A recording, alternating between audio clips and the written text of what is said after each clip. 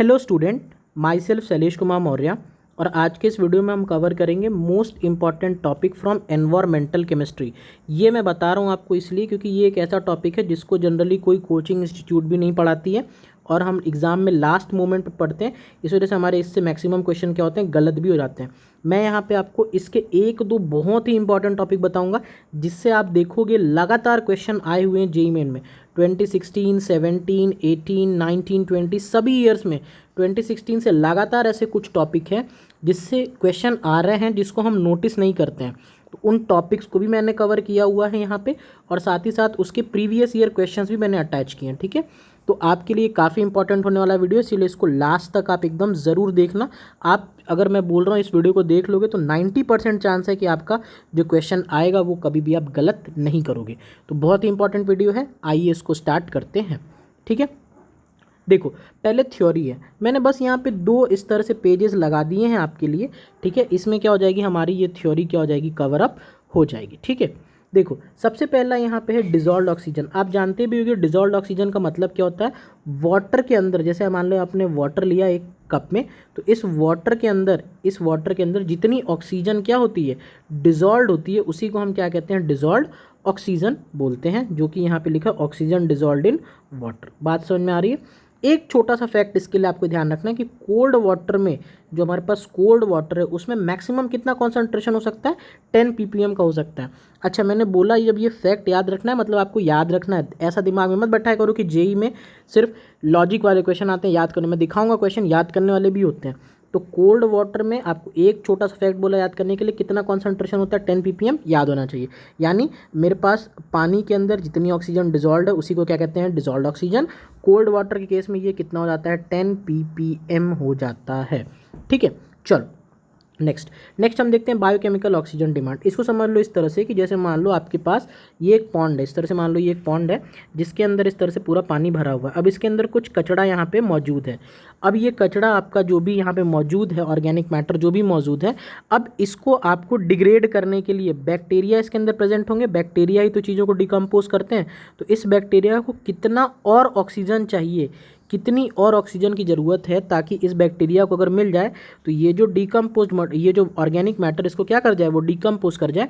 इसी को क्या कहते हैं, बायोकेमिकल ऑक्सीजन डिमांड कहते हैं। तो मैंने शॉर्ट में एक फिगर बना दिया है कि यहाँ पे बैक्टीरिया है जिसमें कितना ऑक्सीजन का अमाउंट और मिल जाए ताकि जो ऑर्गेनिक मैटर्स हैं वो क्या कर जाएं, ब्रेक डाउन कर जाएं। इसी को क्या कहते हैं, बायोकेमिकल ऑक्सीजन डिमांड कहते हैं। अब इससे रिलेटेड दो फैक्ट कि क्लीन वाटर का जो BOD होता है वो 5 ppm से कम होता है और पॉल्यूटेड वाटर का जो BOD होता है वो 17 ppm से ज़्यादा होता है। ppm मतलब पार्ट्स पर मिलियन। ये दोनों पॉइंट बहुत ज़रूरी हैं, बहुत पूछे गए एग्जाम में। फिर से देख लो, तीन फैक्ट ही तो बोले, कोल्ड वाटर का 10 ppm तक हो सकता है, क्लीन वाटर का 5 ppm तक, पॉल्यूटेड वाटर का 17 ppm से ज़्यादा होगा। ठीक है, इसके बाद देखो यहाँ पे एक टेबल ये है और एक टेबल मैंने NCERT से उठा रखा है ये वाला। ठीक है, अब देखो यहाँ पे क्या है, यहाँ पे कुछ नॉन मेटल्स हैं और इधर पूरी की पूरी ये मेटल्स हैं। इनकी ये मैक्सिमम कॉन्सेंट्रेशन दे रखी है। ठीक है, यहाँ पे ये करेक्ट कर लेना, ये मैंने ग्रेटर देन कर दिया है। यहाँ पे क्या सिंबल होना चाहिए, ये वाला सिंबल होना चाहिए, लेस देन वाला होना चाहिए। ठीक है, तो यानी अगर आपके पास फ्लोराइड है तो उसकी मैक्सिमम कॉन्सेंट्रेशन 1 ppm हो सकती है, नाइट्रेट है तो उसकी मैक्सिमम कॉन्सेंट्रेशन 50 ppm हो सकती है। उससे ज़्यादा हो जाएगा तो क्या कहोगे, पॉल्यूटेड कह दोगे वाटर को। ठीक है, यानी इतना तक सेफ है, इतना हम झेल सकते हैं, उसके ज़्यादा हो जाएगा तो क्या कहेंगे, पॉल्यूटेड बोल देंगे।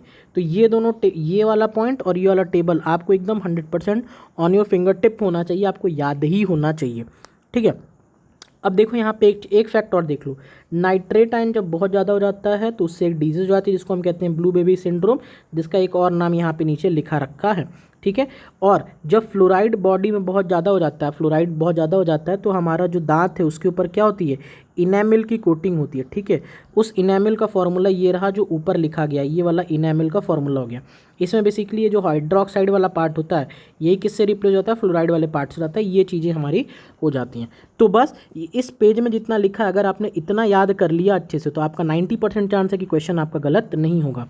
फिर से देख लो, एक फैक्ट हो गया डिजॉल्व्ड ऑक्सीजन से जिसकी मैक्सिमम कॉन्सेंट्रेशन 10 ppm, एक फैक्ट हो गया बायोकेमिकल ऑक्सीजन डिमांड से, क्लीन वाटर का 5 ppm से कम, पॉल्यूटेड का 17 से ज़्यादा। यहाँ पे कुछ टेबल्स हो गए और यहाँ पे कुछ मेटल्स के हो गए जो NCERT में दे रखा है। ये याद हो गया, काम हो गया चैप्टर का। अब देखो क्वेश्चंस पे चलते सीधा बिना टाइम वेस्ट किए हुए।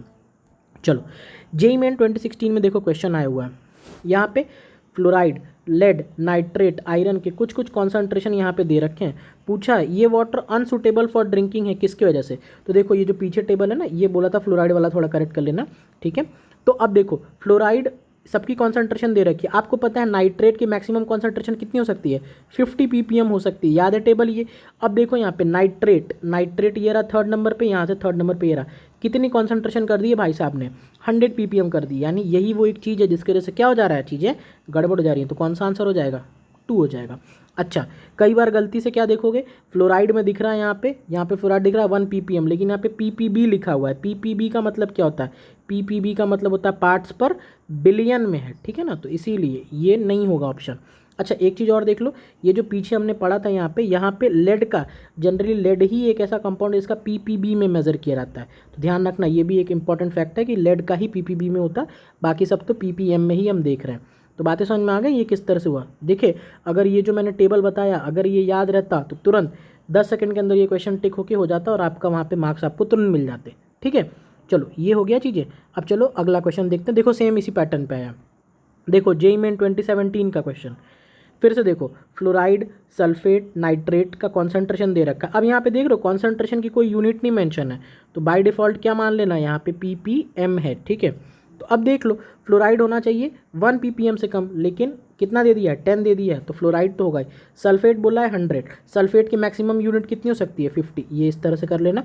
500 हो सकता है, 100 दे रखा है, सेफ है। नाइट्रेट का कितना हो सकता है? 50 से कम होना चाहिए, 50 मतलब दिया है, यानी ये भी सेफ है। तो किसके वजह से हो जाएगा? ओनली एंड ओनली फ्लोराइड हो जाएगा। ऑप्शन क्या हो जाएगा? 2 इसका करेक्ट हो जाएगा। बातें समझ में आ रही है? देख रहे हो टेबल याद है तो कितने तेजी तेजी से क्वेश्चन हो रहा है। चलो नेक्स्ट क्वेश्चन देखो, जेईई मेन 2018 का क्वेश्चन क्या पूछा गया है। देखो फिर से यही बोलता है फ्लोराइड का कॉन्सेंट्रेशन इतना होना चाहिए, लेकिन अगर ज़्यादा बढ़ा दिए तो क्या हो जाएगा? ये दिख रहा है, ये किसका फॉर्मूला था? अभी मैंने ये पीछे आपको पूरा समझाया था कि ये इनामिल की चीज़ें थी। इनामिल में क्या होता है, ये हाइड्रोक्साइड पार्ट किससे रिप्लेस हो जाता है? फ्लोराइड पार्ट से। देख लो इसमें ये वाला पार्ट किससे रिप्लेस हो जाएगा? फ्लोराइड से। कौन सा ऑप्शन हो जाएगा? ऑप्शन 3 हो जाएगा। तुरंत हो गए क्वेश्चन। चलो नेक्स्ट चीज़ देखते हैं, जेईई मेन 2019 का क्वेश्चन देखो, ठीक है। 2019 में तो खूब क्वेश्चन पूछेंगे क्योंकि डिफरेंट सेट्स थे ना, इसीलिए ढेर सारे क्वेश्चन हैं। देखो यहाँ पे आयरन, मैंगनीज, कॉपर, जिंक सबका कॉन्सेंट्रेशन दे रखा है। अब पूछता है आपसे कि किसकी वजह से अनफिट हो जाएगा। तो दिख रहा है ये टेबल अगर याद है जो मैंने बोला, मैंगनीज का कॉन्सेंट्रेशन कितना होना चाहिए? देखो 0.05 होना चाहिए। कितना दे दिया है मैंगनीज का? 5 दे दिया है, औकात से बहुत ज़्यादा हो गया, तो ऑप्शन ए इसका करेक्ट हो जाएगा। देख रहे हो जितनी चीज़ें बोल दी, अगर फिल्टर करके याद कर लिया तो उससे ज़्यादा तो पढ़ने की ज़रूरत ही नहीं है, ठीक है। चलो नेक्स्ट क्वेश्चन देखो, एक और क्वेश्चन जेईई मेन 2019 से ही। 2 ग्लास में आपके पास पानी है, ठीक है। एक ग्लास में इसकी वैल्यू 10 है, दूसरे ग्लास में BOD की वैल्यू 20 है। अब बताना है करेक्ट क्या है। तो आप बताओ इसका करेक्ट आंसर क्या हो जाएगा। अब अगर इसके लिए मैं पहले आपको फैक्ट दिखा दूँ, देखो ध्यान से, ये जो हमने स्टार्टिंग जहाँ से की थी, फैक्ट दिखा दूँ अगर आपको मैं, तो देखो ये वाला बोला था ना, ये वाला फैक्ट याद रखना। क्लीन वाटर का BOD कितना होना चाहिए? 5 ppm से कम। पॉल्यूटेड का कितना होना चाहिए? 17 ppm से ज़्यादा। इस टाइप का ये एक फैक्चुअल बेस्ड क्वेश्चन था। तो अब इस क्वेश्चन पे हम वापस से आ जाते हैं ये वाले क्वेश्चन पे। तो यानी इसका सिंपल सा मतलब क्या है कि जिस चीज़ का BOD वैल्यू जितना ज़्यादा होगा उसका मतलब क्या होगा? उसके अंदर पॉल्यूशन भी उतना ज़्यादा होगा। तो ये वाला जो कंपाउंड है, ये वाला जो कंपाउंड है, ये सॉरी जो बी वाले में है वो सूटेबल नहीं है ड्रिंकिंग के लिए हमारे लिए, ठीक है। तो सिंपल सा हो जाएगा B is more polluted than A. ये वाला आंसर क्या हो जाएगा? सही हो जाएगा, ठीक है। बातें समझ में आ गई। अच्छा, कुछ लोग ए वाले ऑप्शन की तरफ चलेंगे, ए सूटेबल फॉर ड्रिंकिंग, लेकिन आपको पता है पिएंगे तो क्लीन वाटर ही ना, उसका तो 5 ppm से कम होना चाहिए। कितना दे दिया है वैल्यू? 10। तो पी तो इसको भी नहीं सकते, तो इसीलिए ये वाला ऑप्शन गलत है। बाकी किसी में लॉजिकल है ही नहीं, तो लास्ट ऑप्शन डी वाला क्या हो जाएगा? करेक्ट हो जाएगा, ठीक है। चलो नेक्स्ट क्वेश्चन करते हैं जेईई मेन 2019 में। अब देखो जो एक और फैक्ट याद करवाया था, जल्दी से खुद से कर लो ये क्वेश्चन को। The concentration of dissolved oxygen in cold water कितना हो सकता है? कोल्ड वाटर में याद होगा तो 10 ppm। तुरंत टिक किया, आगे बढ़ गए। देखिए इसी तरह के क्वेश्चन पूछे जा रहे हैं। एक और क्वेश्चन देखो जेईई मेन 2019 से, water sample with BOD values of 4 ppm and 18 ppm respectively are. तो याद है क्लीन वाटर का भी दिखाया था, 5 ppm से क्या होना चाहिए? कम होना चाहिए। और जो पॉल्यूटेड था उसका कितना होना चाहिए? ग्रेटर देन 17 होना चाहिए। दोनों चीज़ें मैच कर रही हैं, यानी पहला होगा क्लीन वाटर, दूसरा होगा highly polluted water. Option A इसका क्या हो जाएगा? करेक्ट हो जाएगा। समझ में आ रहा है कितना इंपॉर्टेंट चीज़ है वो जो पीछे के टेबल पड़े हैं। लास्ट क्वेश्चन आज का जेईई मेन 2020 से, अभी जो जनवरी अटेम्प्ट में पूछा गया। एक बार 2 मिनट के अंदर खुद से ट्राई करो और सभी लोग बताना कमेंट सेक्शन में मेरे को कि किससे ये क्वेश्चन हो गया। जिससे भी ये क्वेश्चन हो जाएगा एकदम ऑनेस्टी के साथ बताएगा, ठीक है। चलो अटेम्प्ट कर लिया, चलो अब देखते हैं। Biochemical oxygen demand is the amount of oxygen required in ppm by the bacteria to break down organic waste into water sample. मतलब ऑर्गेनिक वेस्ट को ब्रेक करना, ब्रेक डाउन ही इन सैंपल ऑफ वाटर, क्या कहलाता है हमारा, BOD कहलाता है, ठीक है। तो एक बार फिर से मैं आपको बताता हूँ कि ये जो चीज़ें हमने पीछे पढ़ी थी इधर, ये वाला मैं फिर से एक बार एम्फसाइज़ कर रहा हूँ आपके लिए कि यहाँ पे एक एक फैक्ट इस पेज में मैंने बहुत ही खोजबीन करके निकाला है। तो इसको एक एक करके आप एकदम याद ही रखना, इसमें एकदम आप मजाक नहीं करना, आपके लिए बहुत ही फ़ायदेमंद ये चीज़ हो जाएगी, ठीक है। ओके, तो एक चीज़ और देख लो, ये है हमारा टेलीग्राम ग्रुप, इसमें ऑलरेडी 146 से अधिक लोग ज्वाइंड हैं। आप देख सकते हो इसमें मैंने तमाम तरह की बुक्स, मटेरियल, कोचिंग मटेरियल्स आप देख सकते हो मैंने इसके अंदर पोस्ट करके रखी हुई है, ठीक है। तो आप लोग में से जितने लोगों ने भी नहीं ज्वाइन किया प्लीज़ इसको ज्वाइन कर लो, ये आपके लिए क्या होगा, बहुत ही फ़ायदेमंद होगा। आप देख सकते हो तमाम कोचिंग इंस्टीट्यूट के मटेरियल्स और बाकी सारी चीज़ें भी इसके अंदर क्या हैं, पड़ी हुई हैं। तो ये क्या करेगा, आपको काफ़ी ज़्यादा फ़ायदेमंद में पहुँचाएगा, ठीक है। और फाइनली ये है मेरा इंस्टाग्राम अकाउंट, अगर आपको ऐड होना हो तो आप यहाँ पे भी ऐड हो सकते हो। यहाँ पे भी आप, काफ़ी बच्चे मेरे पे इस पे भी डाउट पूछते हैं, तो आप इससे भी कनेक्ट होकर डाउट अपना पूछ सकते हो, ठीक है। तो ये था एक कंप्लीट वीडियो जिसमें हमने बात किया आपका डिफरेंट कॉन्सेप्ट्स के बारे में जो भी हमारे लिए इंपॉर्टेंट थे in environmental chemistry. So that's all for today and thank you for watching.